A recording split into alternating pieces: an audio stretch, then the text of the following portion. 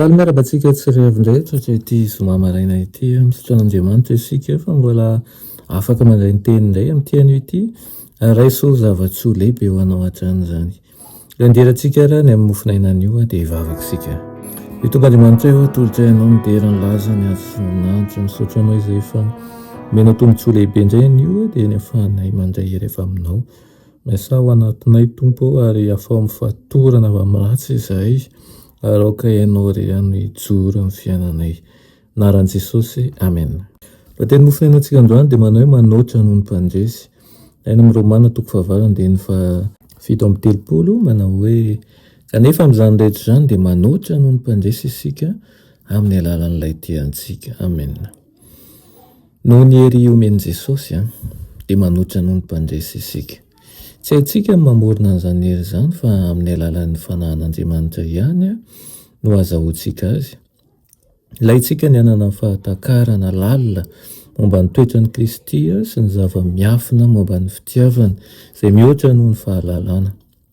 Antsoina isika mba hiaina eo amin'ny taratra mafana sy mitondra soan'ny masoandro ny fahamarinana. Tsy misy afaka manampy antsika nohitra n'ilay fahavalo tsy mety sasatra sy ampilefitra ny fanoheran'ny fontsika afa-tsy ny fangorana feno fitiavan'i Kristy sy ny fahasoavany ary ihany koa ny heriny izay tsy hay tohana. Inona ary ny herintsika? Ny fifalian'i Jehovah. Dia isika saotran'Andriamanitra isan'andro no ireo fitahiana azontsika. Raha toy ny olombelona mampihitra ny tenany eo anatrehan'Andriamanitra noho ny fahatsapany sy fahafahany manao ny asa tokony atao mba hanadiovana ny fanahiny. Ary raha toy izy tsy mihevitra ny fahamarinana ho zavatra dia toetra ao am-pony Kristy.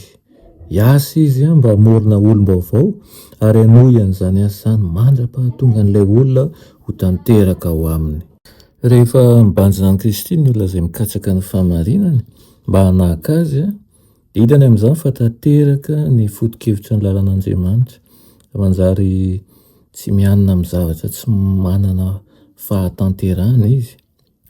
Fantany fa misy hery mahavonjy izay ampandresy azy amin'ny ady ao amin'ny mpanavotra. Mampahery azy, hanampy azy ny mpamonjy rehefa manantona mba hitalao fahasoavana sy fahombiazana izy. Tsy mba hanao tsirambina velively ny asa napetraka eo an-tanan'i Kristy. Ampahafantariny amin'ny mpianatra manolo tena tanteraka ny amin'ny fofeno faharatsiana lalina sy voapetin'ny fahotana ary ihany koa mitotongana izay iasany. Izay tena mibebaka marina dia mahalala ny mahatsinotsino ny fiheveran-tena ho zavatra.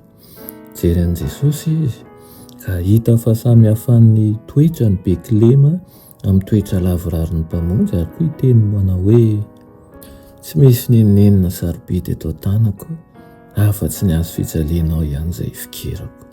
Aoka ho izany ihany koa ny hikantsika. Tsy misy ninonina sarobidy eo an-tananao afa-tsy ny azo fijalian'i Kristy izay fikiranao ihany koa. Akan'izany teny izany no azahoanao hery, azahoanao miatrika ny ady rehetra ary ihany koa i Kristy hanafikanao amin'ny fatorana rehetra. Amen. Tomban'Andriamanitra misaotra anao izay eny amin'izany teninao izany. Tsy misy ninonina sarobidy tokoa eto an-tananay afa-tsy ny azo fijalianao izay ihany fikiranay.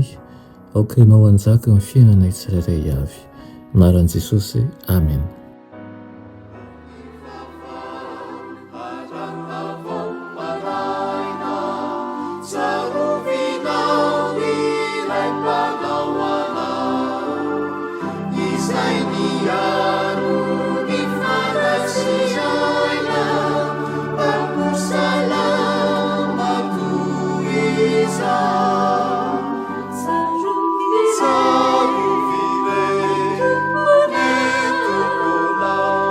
Piaro